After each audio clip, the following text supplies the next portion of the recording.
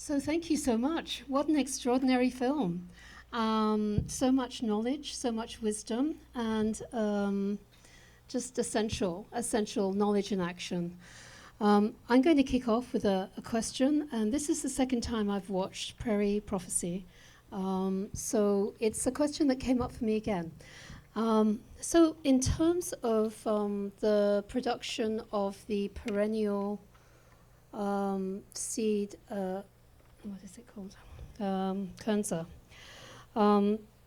So Wes said that we've not yet built a agriculture stronger than the one we've destroyed. That was one quote. And then the plant breeding, the genetics, and the development of this seed. I'm just wondering, and then there was another quote, which was that the annual crops are not enough to restore the health of soil, and that the perennial is the solution. So I'm wondering, was there not something existing already in nature that might have helped rather than having to go to a genetic kind of production of a seed? Was like cover crop? I'm not a farmer, I don't know, but I thought I'd throw that question out there.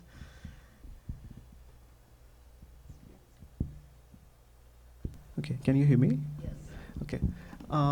I think I would say there has been conversation, I think even mentioned in the movie, that there has been plants which our human ancestors have harvested from, but there hasn't, at least we don't know of breeding efforts where we actually brought them into our gardens and bred them for bigger seed sizes.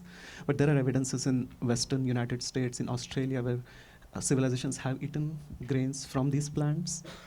And annual plants have a role to play in the restoration. They're just the initial, in an ecological succession, which is a word used when you create a disturbance, the nature takes its course, and annuals are the ones who first make the soil amenable for perennials to take place. So annuals have a place in restoration work.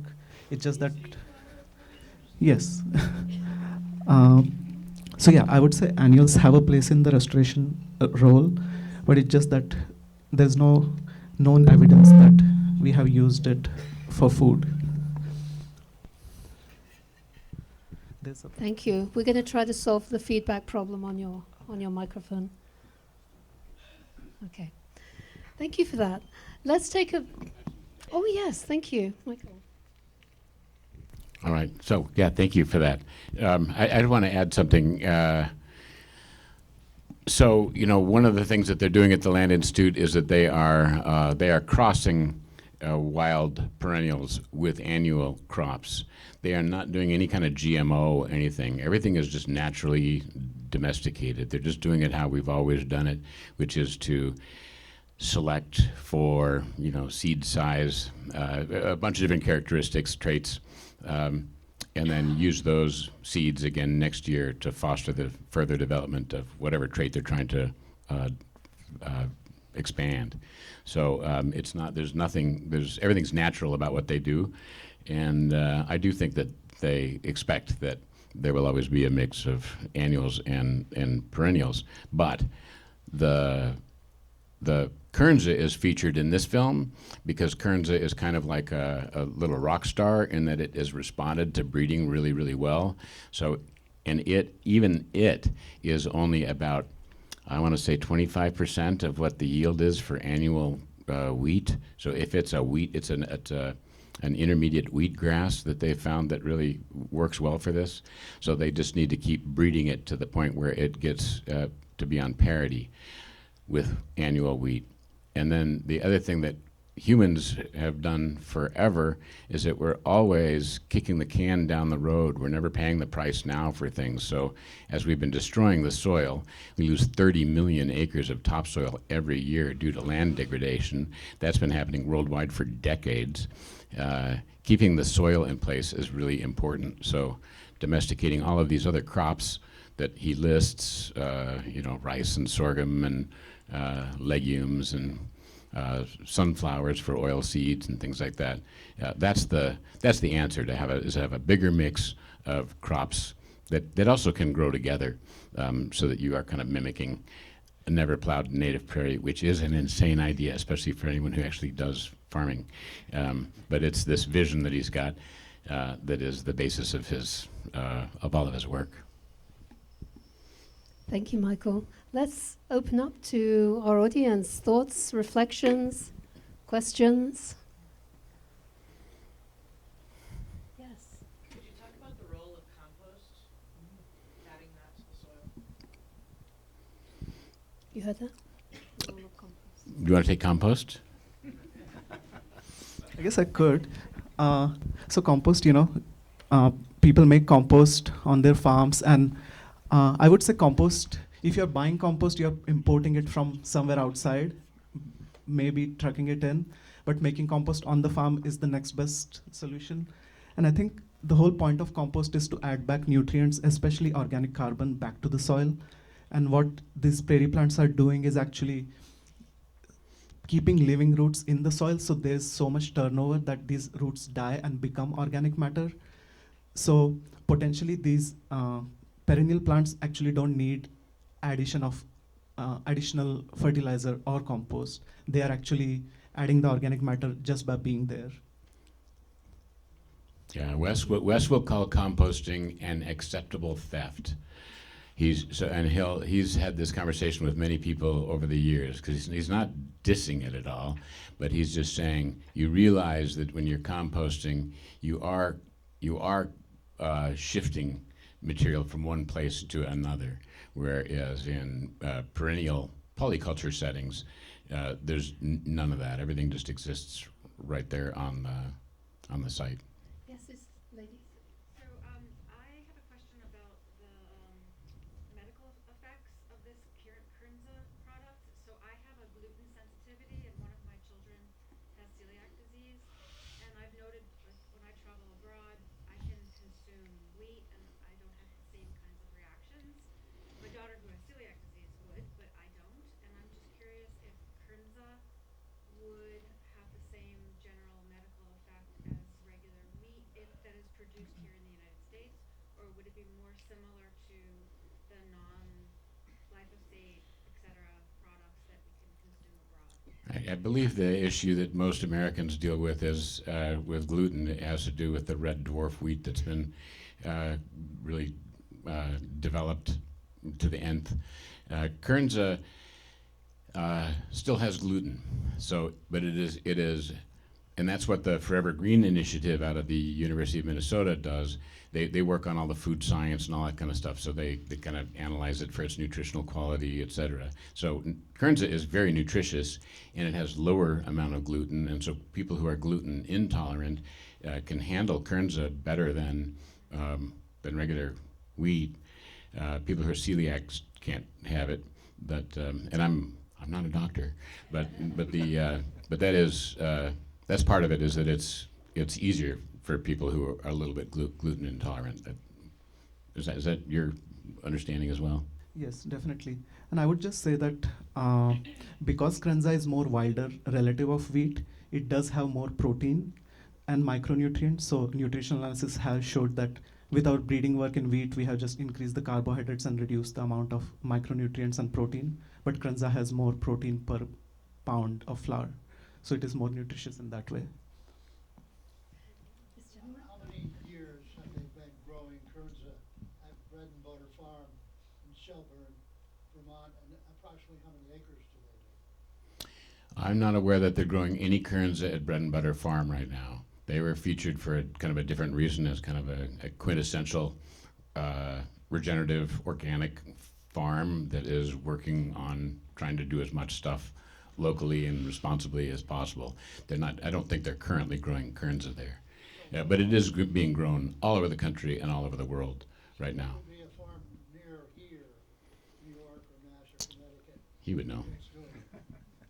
So I used to work at the Land Institute for from 2017 to 21, and then I came to Northampton. And so I'm trialing growing Kernza in this valley.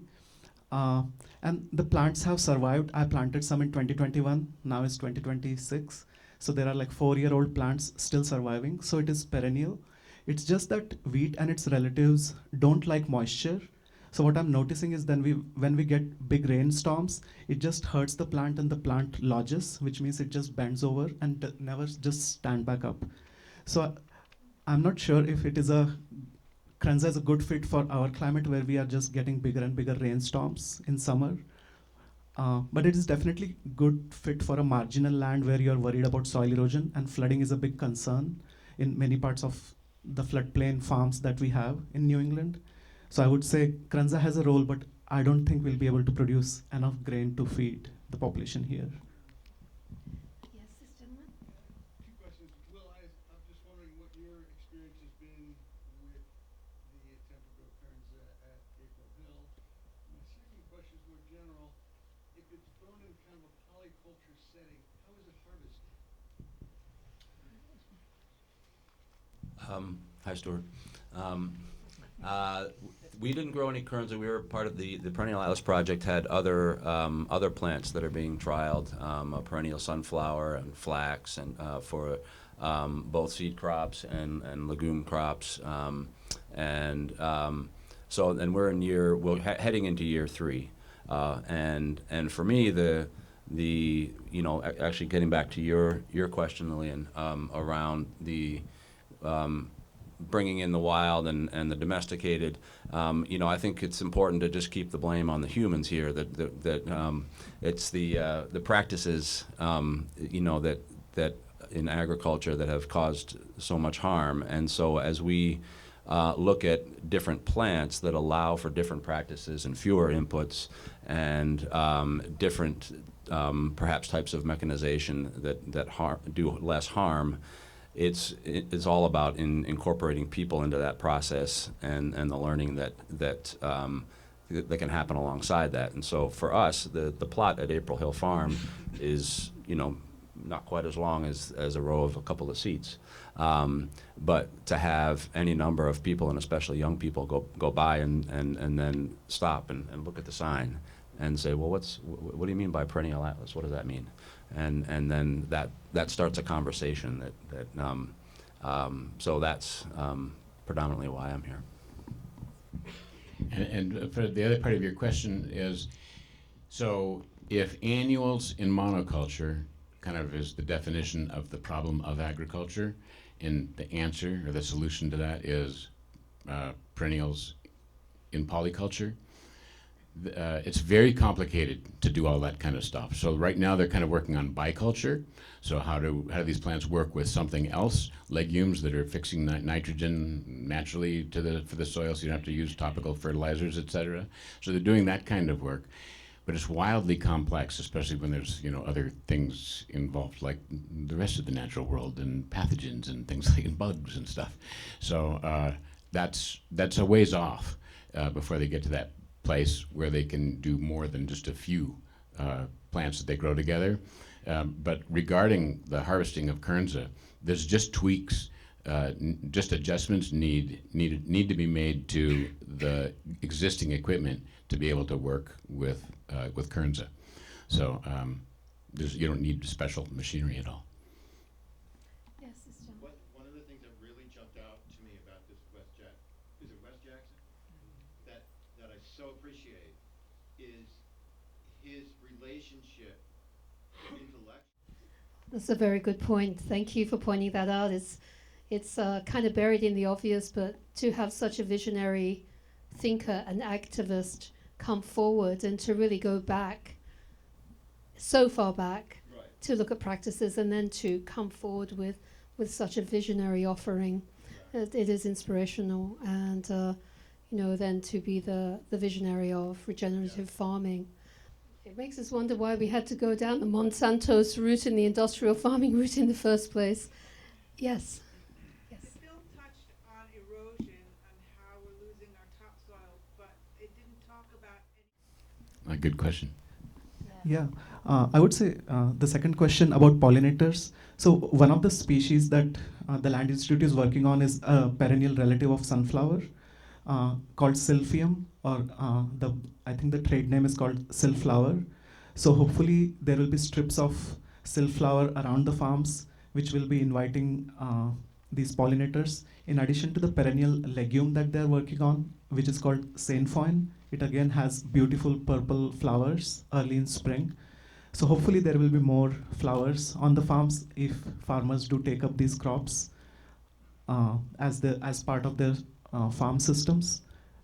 The regenerative practice, the act of developing these plants as perennial grains is the regenerative practice that they're hoping which will reduce tillage of the soil because you're keeping these plants in place for multiple years.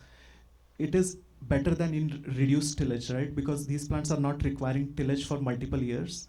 So it is already, just by having these plants in your farm, you're reducing the soil disturbance for multiple years. So I would say the crop themselves are regenerative, and then planting these crops in polyculture is another addition of regenerative practice that these crops enable on the farms. Yeah, by their very design, by keeping the plants in the ground all the time and not tilling the soil, you're not exposing the soil for it to be blown away or washed away.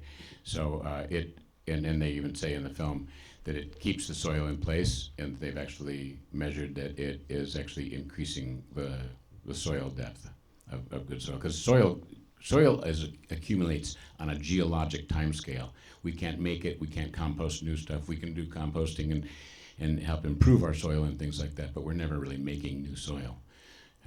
So it's really important to keep it in place and not have it wash out into the Gulf of Mexico or wherever. Last row there. Yes, yes.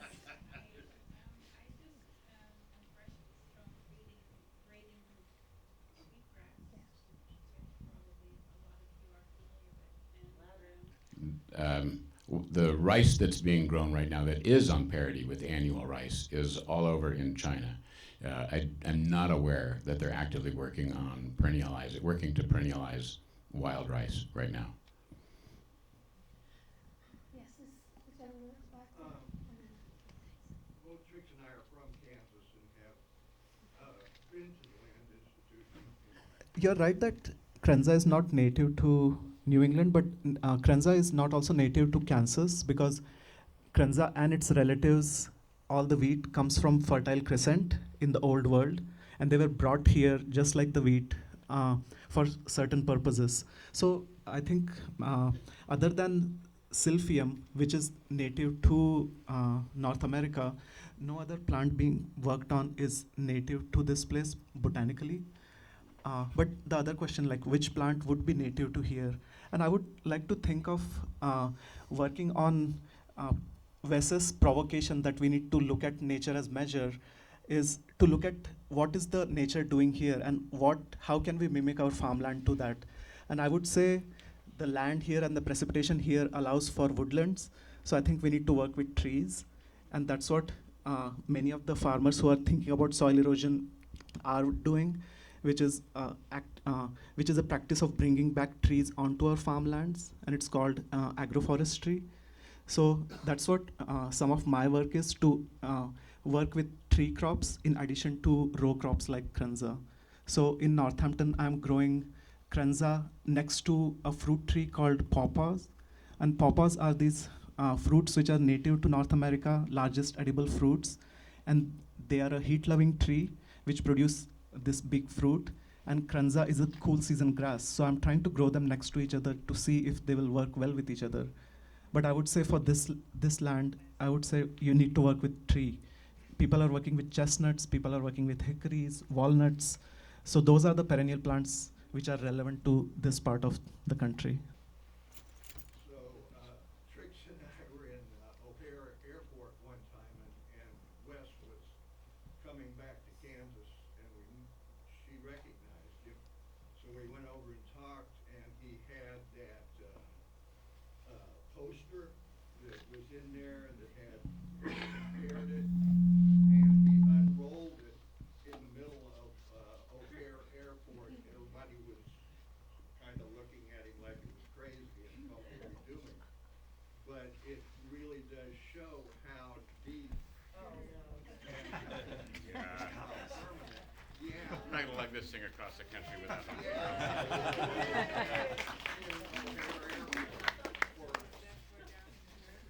It's kind of crazy to see. Yeah, and Wes, I've heard that I've probably heard that story that he was in. While they're unrolling that, I'll just to amplify your point around the looking at what we have here. You know, we have a lot of vernacular knowledge for the Northeast. We have perennial agriculture in the form of grazing and in one case. But to your point about cool season grasses, it doesn't work very well just to have a huge wide open field of grasses and grains and forages for animals, because they'll decline in the summer. But if you interplant with trees, that gives them the shade and the coolness and keeps the soil cool. So it's, you know, this is a prairie focused look at perennial agriculture, but that's going to be different in every part of the world. And so it's incumbent upon us to just to look at what look at the mistakes we've made, but look at what nature can offer to us, and then build upon that. Can we hear what they're doing with new perennials in Vermont, since we're talking about the Northeast? The one farmer that's not a farmer. So what we're doing with new perennials in Vermont and around Addison County, Middlebury colleges, we're looking at the idea of perenniality in community. So while the Land Institute is working with the scientists, we're working with the community partners, faith healers, educators, artists, farmers, to come together and say, what does perenniality in community look like long term, and how do we work together to create a mutual aid vision that is sustainable. We also do a lot of publications. We do radical pamphlets. We teach a perennial turn course. So we're really getting students to think about this in a very different way, and it's a lot about paying attention to what is around you and what you can learn from it. And I think somebody said there were all these lessons hidden in nature, and I would say they're not hidden at all. We're just not looking at them. And I think that's really what we're doing with the new perennials work in Vermont and Addison County. Thank you. Thank you, Lisa. To that, just can I Yes, just of add to course. that? Thanks for this question about like looking at the place we are at. And I would say Northeast is one of the most densely populated part of the country, which means we have a lot of people. And I would say, I would want to connect it back to the provocation of Wes Jackson, that we need to look at the prairie as an inspiration for our farmlands. And I feel prairie is not a ecosystem which exists without humans, because it was managed by indigenous people for thousands of years with bison and fire. So humans are an integral part of this polyculture that we are talking about. And I think we need to think of humans as, I think in the first part of the movie, it was all about how humans are part of the nature and we should not see us as the problem, but it's just that we are myopic, and we just need to see ourselves as part of the nature. And I think in New England, there are a lot of efforts to actually bring back people on the land, for more and more people to have access to land. And I think that is another aspect of holistic agriculture or regenerative agriculture, where we need to have more people on the land in addition to certain kinds of plants and certain kinds of techniques. So I would say New England has strength in that we have a lot of people interested in agriculture. Wonderful. And there's been a few people waiting patiently, and we'll get to you. So yes. Are there efforts to use sustainability for raised beds? Well, Greenagers has a local effort where we build raised beds for people. And it's fantastic. But the farm at April Hill is also based upon not raised beds with wooden sides, but a raised bed and low to no-till model of food production that incorporates a lot of the benefits of what we're talking about here in perenniality, in the form of keeping the soil cool, not disturbing the soil, keeping the carbon in the soil, things of that nature too. And I would say with the raised beds, one of the simplest thing people can do is, which is inspired from a farmer in Worthington in Massachusetts.